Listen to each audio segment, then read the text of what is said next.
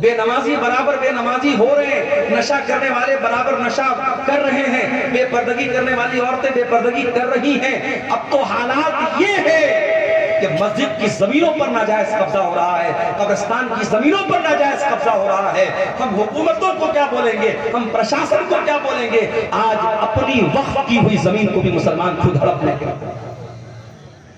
میرے بھائیوں، جلسے کراتے ہو تو کم سے کم اپنے دینی لیول میں، اپنے نالج لیول میں بھی اضافہ کیجئے۔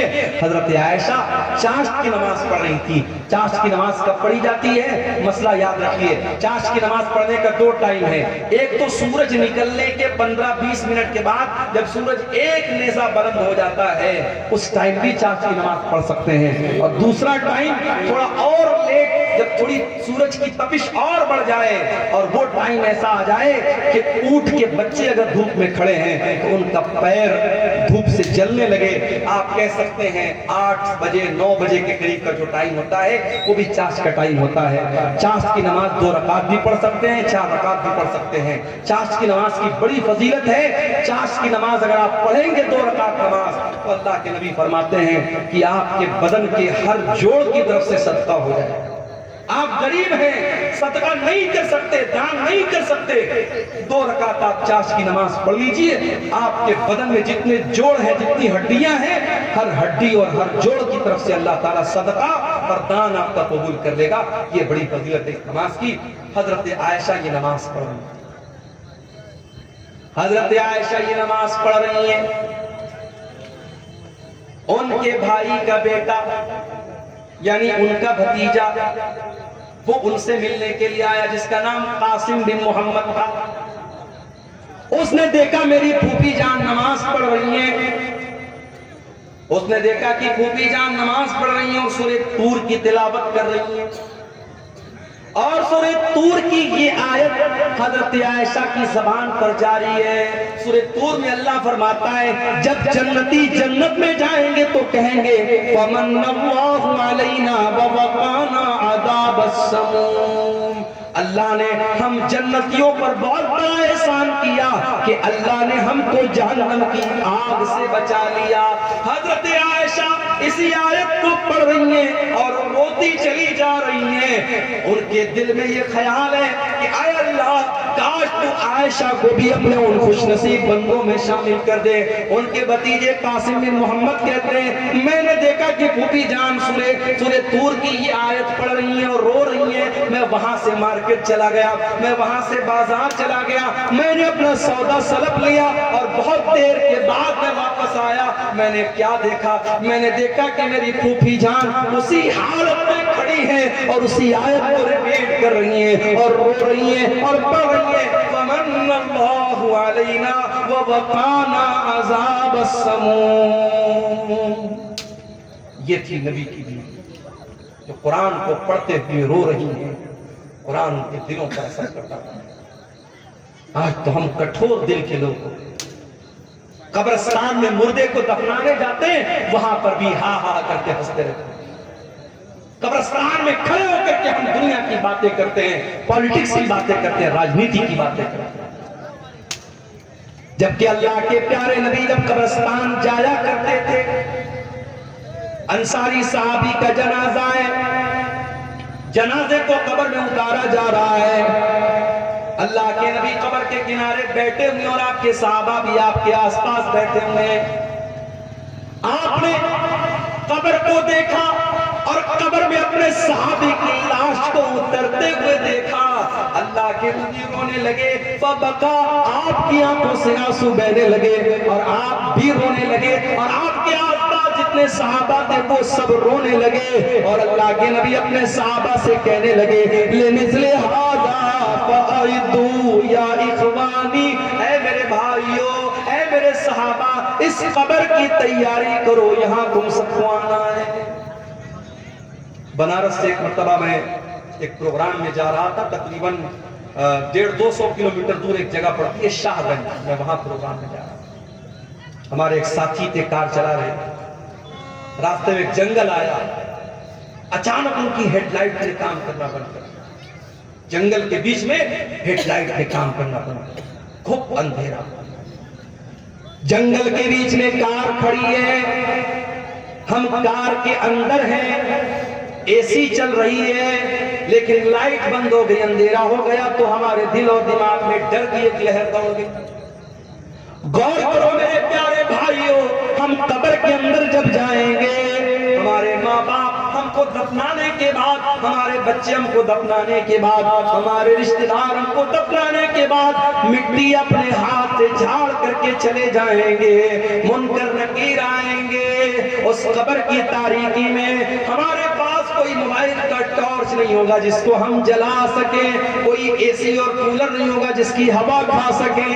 منکر نکیر آئیں گے اور 3 سوال کریں گے، من ربو کا، من نبیوں کا، ما دینوں کا۔ اے اللہ کے بندے تو بتا تیرا رب کون ہے، تو بتا تیرا دین کیا ہے، تو بتا تیرے نبی کون ہے۔ اور یہ 3 سوالوں کا جواب میتھمیٹکس کی بکس میں نہیں ملے گا۔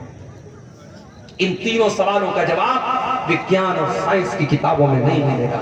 ان تینوں سوالوں کا جواب ہسٹری اور اتہاس کی کتاب میں نہیں ملے گا، بھگول کی کتاب میں نہیں ملے گا، ہائی اسکول اور انٹر کے سلیبس میں نہیں ملے گا۔ ان تینوں سوالوں کا جواب مدرسہ دارالقرآن عزیزیہ کے جو بچے جس کتاب کو پڑھ کے حافظ ہوئے ہیں اس کتاب کے اندر ملے گا۔ قرآن جواب دے گا ان تینوں سوال کا، تیرا رب کون ہے، تیرا دین کیا ہے، تیرے نبی کون ہے۔ اور جب بندہ صحیح جواب دے گا، میرا رب اللہ ہے، میرا دین اسلام ہے، میرے نبی محمد صلی اللہ علیہ وسلم ہے، تو فرشتہ پوچھے گا کہ تجھے یہ سوال، ان سوالوں کا جواب تجھے کیسے پتا چلا؟ تو بندہ کہے گا قرأت کتاب اللہ، اے اللہ میں نے قرآن کو پڑھا تھا، میں نے اللہ کی کتاب کو پڑھا تھا، قرآن پڑھا تھا، اس لیے میں نے ان تینوں سوالوں کا جواب۔ تو میرے بھائیوں اس کتاب پر آپ محنت کرو۔ اس کتاب کے پڑھنے والے یہاں بچے پڑھ رہے ہیں، مدرسوں کو حقیر مت جانو میرے بھائی، مدرسوں میں پڑھانے والے ان مولویوں کو حقیر مت جانو۔ کمیٹی کے لوگوں نے مجھ کو پرچی دی ہے کہ مولوی صاحب ذرا چندے کے لیے بول دیجئے، چندہ بہت کم ہوا ہے۔ یہ افسوس کی بات ہے، تکلیف کی بات ہے۔ اسی آپ کے شیرزابادی سماج میں فضول کاموں کے لیے لاکھوں روپے خرچ ہو جاتے ہیں، مشاعرہ ہو جائے ابھی لاکھوں روپے خرچ ہو جائے، کوئی فضول چیز ہو جائے، کوئی کھیل ہو جائے، کوئی ناچ گانا ہو جائے، لاکھوں روپیہ آپ خرچ کرنے کے لیے تیار ہو جائیں گے۔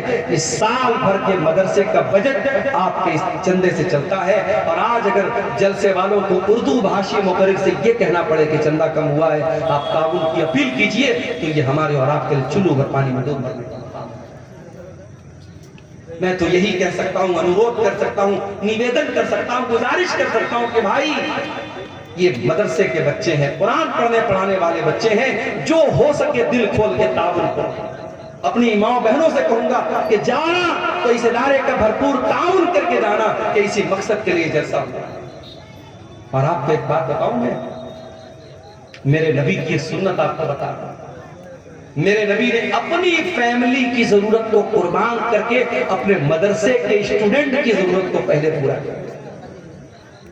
آپ کی سب سے چھوٹی بیٹی جس کا نام فاطمہ تھا، ان کو پتا لگا کہ میرے ابا کے پاس کچھ غلام آئے ہیں، کچھ نوکر آئے ہیں، کچھ لونڈیاں آئی ہیں، تو وہ اللہ کے نبی کے پاس آئی کہ کوئی ایک نوکر مجھ کو مل جائے، کوئی ایک نوکرانی مجھ کو مل جائے، میرے گھر کا کچھ کام آسان ہو جائے۔ حضرت فاطمہ کی ملاقات اللہ کے رسول سے نہیں تھی۔ حضرت فاطمہ نے اللہ کے نبی کو پیغام اپنا پہنچا دیا حضرت عائشہ کے ذریعے کہ میرے ابا ہیں تو بتا دینا کہ آپ کی بیٹی آئی تھی اور غلام آئے ہیں، ایک غلام آپ کی بیٹی کو مل جائے یا ایک لونڈی آپ کی بیٹی کو مل جائے تو بیٹی کا کام آسان ہے۔ اللہ کے نبی شام کو آتے آپ کو معلوم ہوتا ہے کہ آپ کی بیٹی غلام کے لیے آئی تھی، نوکر کے لیے آئی تھی۔ بخاری کے الفاظ، اللہ کے نبی شام کو اپنی بیٹی کے گھر پہنچتے ہیں۔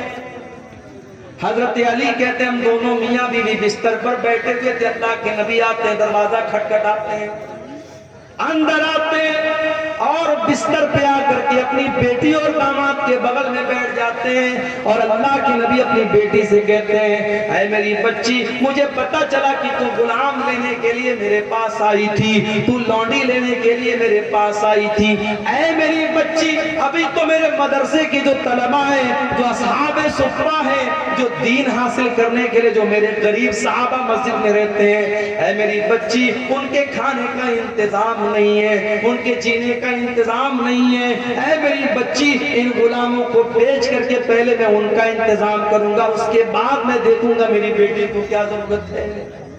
اللہ نبی کی سنت کو بھی آج زندہ کرنے کی ضرورت ہے میرے بھائیوں۔ اللہ کے نبی نے پہلے اپنی بیٹی کی ضرورت کو پورا نہیں کیا، پہلے اپنے مدرسے کے بچوں کی ضرورت کو۔ حقیر نہ جانو اس مدرسے کے بچوں کو۔